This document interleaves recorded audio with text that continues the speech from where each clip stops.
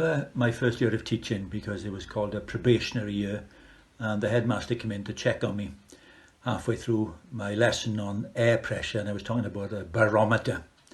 And he took over with about 5 minutes to spare and asked the kids, so how high should a thermometer be? Of course, the kids, they was terrified of him, but they didn't want to say, what are you talking about, Headmaster? We haven't been talking about thermometers at all. We've been talking about barometers. So they sat there in silence, and he kept asking louder and louder. And of course, in the end, he turned to me and he said, oh, they haven't grasped this lesson, have they? And I was so shy and lacking in confidence, I couldn't think of anything to say. I felt like saying, you're an idiot. But I remember then we had our first parents' meeting.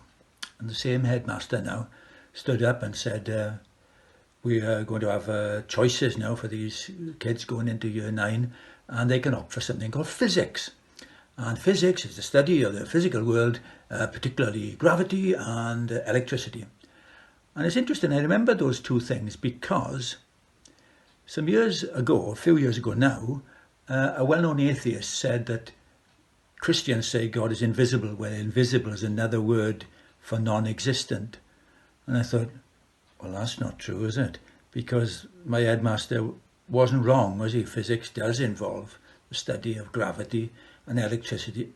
They may well be invisible, but they're not non-existent. We study them by their effects, electricity's effects and gravity's effects. And we certainly see God's existence by what he does. The heavens declare the glory of God, and you and I are fearfully and wonderfully made.